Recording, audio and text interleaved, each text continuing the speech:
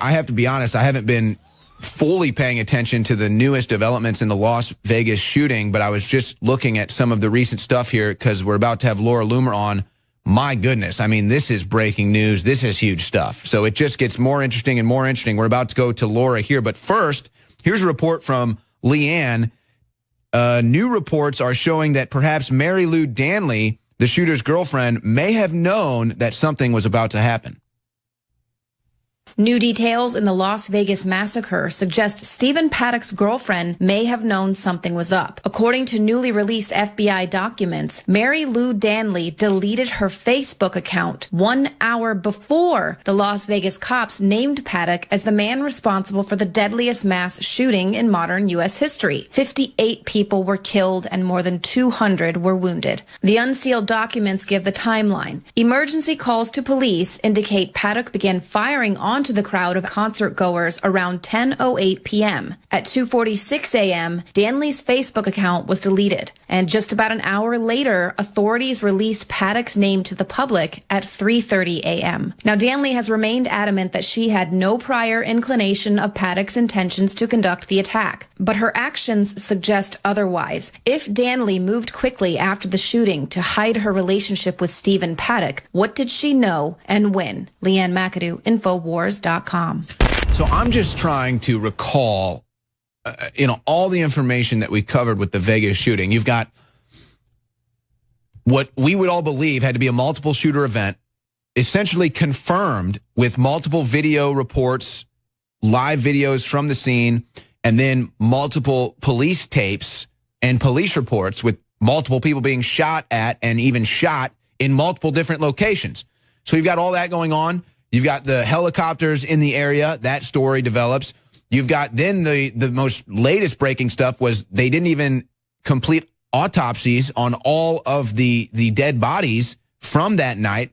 So it's just all of these conflicting stories. We get nothing from the FBI. We get nothing from the police. I was crediting Laura Loomer and other investigators out there independently. They've done more work than, at least that we've been allowed to know of, than the FBI. They have forced the FBI and the police to, in fact, change their official reports.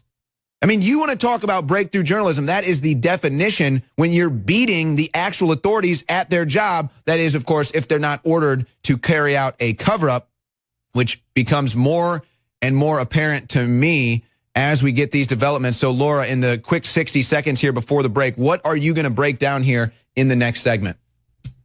Well, I'm going to go through this newly released information that is now being seen in the more than 300 pages of unsealed FBI search warrants into Stephen Paddock's home, his hotel room, his devices, Mary Lou Danley's devices. But, I want to make something very clear. That report that you just read off from Leanne, that's not new information, right? Investigators like myself and others on the internet who have been looking into this independently broke that information literally hours after the Las Vegas shooting happened. So I just find it interesting that now the mainstream media has shown up so late to this party, right? And they're literally reporting information as breaking news that was already reported 3 months ago. And you just go back and you look at all the anomalies, you look at all the lies, and it just doesn't look good to try to sit here and report on this and say, well, I'm sure this is the real story. No, there seems to be a distinct cover-up going on. What were the ties to the Vegas massacre and ISIS? And what are the developments in Saudi Arabia? What potential ties do we have to the Vegas massacre and radical leftists? What potential ties does Stephen Paddock have to potentially gun running for certain government agencies? These are all questions that remain to be answered. But the latest development that I think, Laura, to me, shows a cover-up more than anything is you have now reported that one of the police officers involved in this has now received a cushy security job at a casino in Las Vegas. Tell us more about that, Laura Loomer. Yeah, so I first reported this several weeks ago, and if you look at the upper management at LVMPD, who's leading this investigation with the FBI, you have Sheriff Lombardo, you have Assistant Sheriff Kevin McMahill, and then or Under Sheriff Kevin McMahill, and Assistant Sheriff Todd Fasulo. Within the past 3 months since the shooting, Sheriff Lombardo has been in talks to be taking a job with DHS. There's been reports. I reported that he's not running for re-election. Kevin McMahill is in talks to take a security job with Raiders Stadium. And then Fasulo, oh my gosh, actually left, just as I predicted. He left and just was assigned a position as the director for crisis management at Wynn in Las Vegas, right? Wynn Resorts, yeah. Just as I predicted 2 or 3 months ago, I said that these officials were going to be running for the hills as more information came out, that this was a cover-up, and they would be leaving to take cushy jobs within the casino, which is what all of these corrupt Las Vegas Metropolitan Police Department officials do. And if you look at these reports that are now released as of Friday night, there's just more evidence that we've been lied to by the FBI and LVMPD. The thing that's most concerning to me is this email correspondence. If you look at these documents, the FBI identified an email address that was being used to communicate with Stephen Paddock, in which they're talking about the weapons used in the Las Vegas shooting. And investigators even said in this report that they believe that these correspondences between these two email addresses had something to do with the shooting. So that, by definition, means that there is a co-conspirator or some type of accomplice. Right, and they found out that the FBI was well aware that Stephen Paddock had a large cache of weapons.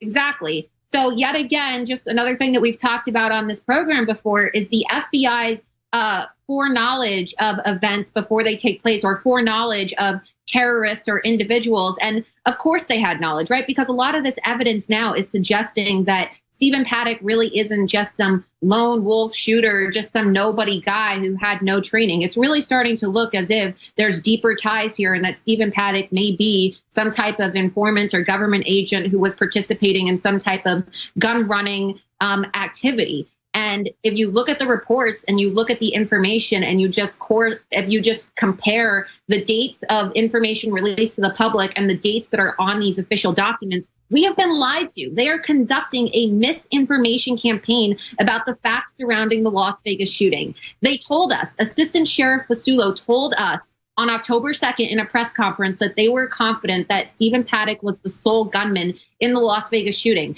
And then if you look at this report, which was officially filed on October 13th, they're suggesting that there are co-conspirators and accomplices. How can you tell the American public that Stephen Paddock is the only shooter when you haven't even finished your search warrants as of the date indicated on the report? They didn't even protect the guy's house. His house gets looted and raided like 2 days later. I'll be honest with you, Laura. I'm not even convinced Stephen Paddock pulled the trigger. I'm not even convinced that Stephen, because I mean, look at what we got here. We have a situation where they're trying to distract from the real story here, which is this was a mass attack. Okay, this was a mass attack. You had multiple shooters at multiple venues. You potentially had shooters on a helicopter. Yeah, I don't even want to say that, but unfortunately the reports indicate that could also be true. You have to do not forget that they tried to blow up a tank of gasoline at the airport. This was a mass terror attack on our country, and they're totally distracting us with Stephen Paddock and not even giving us the truth about him. Yeah, and look, ISIS took responsibility. I'm going to repeat myself again, as I've done on this program. ISIS has taken responsibility for the Las Vegas shooting 4 times, right? Not once, not twice, not 3 times. We're talking about 4 times that ISIS has taken responsibility for the Las Vegas shooting, and even indicated prior to the attack that they were going to be attacking Las Vegas in some type of music venue or concert or sporting event. Yeah, and somehow these anonymous 4chan Reddit posts indicate exactly what was going to happen just months before. I mean, it's the craziest stuff ever. Well, not only that, but 10 months prior to the shooting, DHS conducted a joint training mission with LVMPD to focus on whether there would be like some type of terror attack at a concert or some type of mass shooting event. And so the Department of Homeland Security literally was preparing LVMPD prior to the shooting for the events that took place. So it's, they definitely had foreknowledge of an incident. ISIS warned us. This is the problem with the media trying to prevent Americans from really understanding the true terror threat in this country. And DHS lies and deception regarding the actual threat of Islamic terrorism in this country and around the world. They're constantly telling us that ISIS isn't here, that there is no threat of ISIS, that ISIS is contained, or that, you know, they're under control, when really ISIS is actually planning attacks, and they're very serious about the things that they're promising to do in these propaganda videos, right? They threaten to attack Las Vegas, they attack Las Vegas. They threaten to attack New York. In the past 3 months, New York City has been attacked 2 times by ISIS terrorists. So I want to know, why is Department of Homeland Security and local law enforcement in Las Vegas trying to deceive the American public and really not inform them of the true terror threat that surrounds them? I mean, it just seems like an attempt to further endanger society. Well, and let's be perfectly clear here. The borders were wide open to this country, and some people might say that was intentionally done by the Obama administration to get ISIS in here. And then if, God forbid, Hillary Clinton becomes president, you just let ISIS run wild and you initiate martial law, shut down the internet, whatever it is Hillary Clinton would have done in that situation. We get Trump in, he wants to fight against it. And now you have the FBI and other people actually trying to deal with these terrorists that are here domestically. But just to prove what Laura is talking about, let's find the story, guys. I believe it was General Kelly said that if you knew what I knew about terrorism, you would not even leave your house.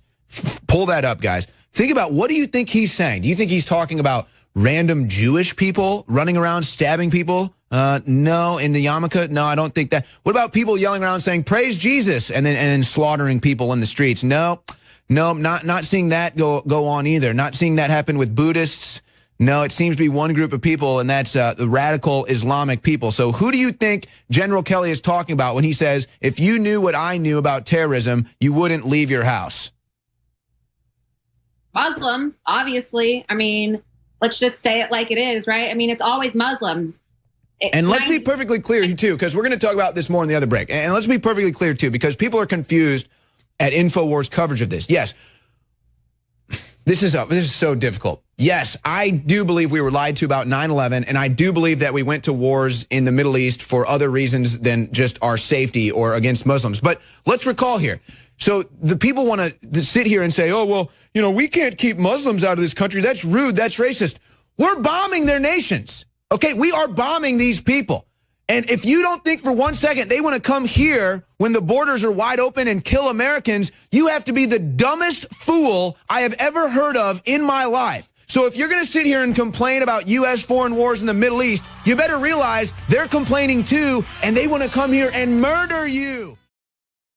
I couldn't help but recall what happened at the Boston Marathon bombing. Now, the crazy thing about this is the Boston Marathon bombing, for me, was a life-changing experience because it woke me up. It was essentially my red pill, my moment in the sun, my moment of illumination when I realized how fake news is and how we're basically just lied to by authorities about all these things. So that's how it started with me. And so when I heard about the reports of the Las Vegas Police Department members taking these new cushy jobs, I thought, wait a second, that's exactly what happened in the FBI and the Boston Police Department after the Boston Marathon bombing. So there's Rich Delorier, the liar from the FBI that was in charge of the Boston Marathon bombing investigation. Immediately after that, he steps down to take a private sector job, a nice cushy job. I forget what that was exactly, but there's Rich Delorier. Then you have Ed Davis, who was the Boston police chief at the time of the Boston Marathon bombing. Immediately after that, he resigns and takes a new job, a new cushy job in the private sector, and then opens up his own LLC. So this is a common story. Anytime you have an event like this that I measure up as a cover-up, everyone involved in the investigation flees the scene, as Laura was reporting, and goes into the private sector. So what do you think the big story here is, Laura, at least what people need to be focusing on right now that you're discovering from the Las Vegas cover-up? What people need to be focusing on, and what people need to realize if you want to have a real red pill moment, is that the FBI lies to you, right? The FBI always has foreknowledge of these Islamic terrorist events. As we've seen in the past, you mentioned the Boston bombers, for example. They were tracking these terrorists. They knew. Yeah, and then they asked the American public, hey, do you recognize this person? The guy was an FBI, CIA asset. You're telling me that they needed our help identifying him? Give me a break.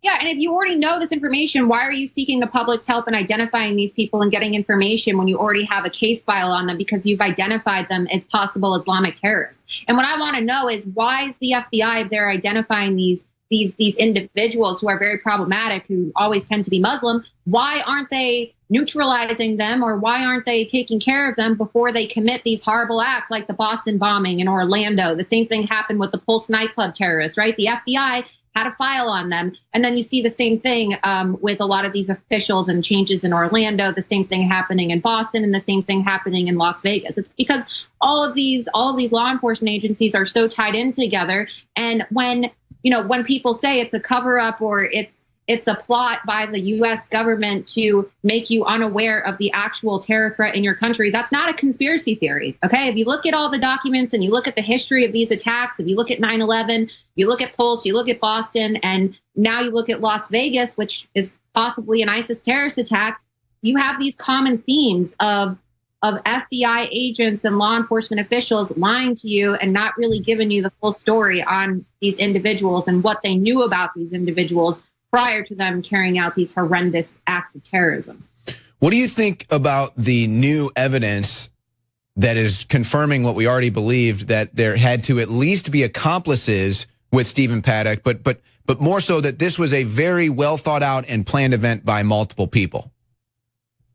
Well, it's what I've been saying for the past 3 months. I mean, independent reports and investigations and video footage on the ground from the night of the shooting already proved this. And I want to make something very clear. The FBI didn't willingly release these documents, right? They were sued by multiple media organizations across the country, across the world, to release this information. And there's a hearing in Las Vegas on Tuesday, open to the public, suing for the same thing, but regarding LVMPD, to get their search warrants released, right? Because you have the LVMPD records and then you have the FBI. So it's not like they're trying to be transparent and tell us about this information. They were literally taken to court, okay? So that's just another thing I want people looking into this investigation to understand, is that they're doing everything in their power to prevent us, independent media, and others in mainstream media and just the American public in general, from knowing the facts of this case. And I'll go ahead and I'll play devil's advocate here, and I'll say, well, maybe they're having an ongoing investigation and they just don't want any information out there, and they're afraid that it might, ruin whatever investigation they have. But to me, that doesn't really hold up, because they're not just not trying to release information. They're intentionally spreading misinformation and trying to cover this thing up. It'd be one thing if they were just like, every time, like, look, we cannot share the details. It's an ongoing investigation. If they were at least parroting that point, we'd be like, okay, you know what? Fine. That's kind of what we expect. But they say things that are wrong. They tell us things that are lies. They tell us things that are not possible. That, to me, is the red flag. There's a difference between saying it's an ongoing investigation, will you please respect what we're doing here, and then saying, oh yeah, just a lone shooter, oh yeah, just this weapon, and then you find out, wait, no, you lied about that, you lied about the date, you lied about the weapon, you lied about no accomplices, now you're just liars. Yeah, exactly. And just like you saw when I confronted the sheriff at his press conference with the FBI, I said, why are you lying to the American public? You're telling us he checked in on the 28th. They kicked you out after that, too. They didn't even let you anywhere near the building after that. If you look at these official documents, it literally is not possible for them to say on the 2nd, one day after the shooting, that Stephen Paddock was the sole shooter, and then search warrant documents that haven't even been approved yet to be dated for October 6th. How are you going to declare Stephen Paddock the only shooter without accomplices when you haven't even been given authority to conduct these search warrants on October 6th, which is 4 days later? And then you look at the date on the official report that was sealed, that's October 13th. We're talking about an 11-day difference, right, between the facts. So, if that isn't proof that they've been lying to you on top of what we've already shown you prior to the release of these documents, then I don't know. I mean, I don't think that you can really call yourself sane or intellectual or an independent thinker if you haven't been able to realize that there is a cover-up and a misinformation campaign taking place regarding the Las Vegas shooting investigation. And there's so many different angles. I mean, I'm just going back and trying to remember. You have the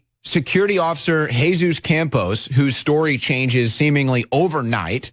He disappears, then reappears on Ellen DeGeneres who has stake in Vegas with her casino, ties and businesses that she's got going on there. So that's a little sketchy. Then that story just disappears. Jesus Campos just comes and goes. They change the narrative there. He's gone. I'd like to know who was in charge of supposedly protecting Stephen Paddock's house. Well, that was obviously a point of emphasis, a point of interest there. And then magically security from his house just disappears. His house gets broken into that night. And then they realize, oh, yeah, I guess we better keep security on. Who called the security off the house? How come security wasn't already there the whole time? I mean, this is really just unbelievable. Lumen, 40 seconds, final comments. Yeah, exactly. And, I haven't been on the show in a while, but on Christmas Day, I remember I reported that Jesus Campos has actually been promoted to another security position within. Another guy that gets a promotion from it. So he's been promoted to the MGM headquarters security building to identify threats to MGM. How is he going to do that when he couldn't even do his job at Mandalay Bay? It doesn't seem like he's very good at identifying any type of threat. It's really incredible. Who knows if or when we'll ever get the truth. Laura Loomer, great work covering this. We're going to be right back with more. We're going to somehow have to sidle away from that and get back into the false alarm in Hawaii over the weekend. We'll take your calls from Hawaii. Don't go anywhere. I'm so excited. The new product at InfoWarsLife.com in a glass bottle, 2-month servings, filled to the brim, filled to the absolute top, the real red pill.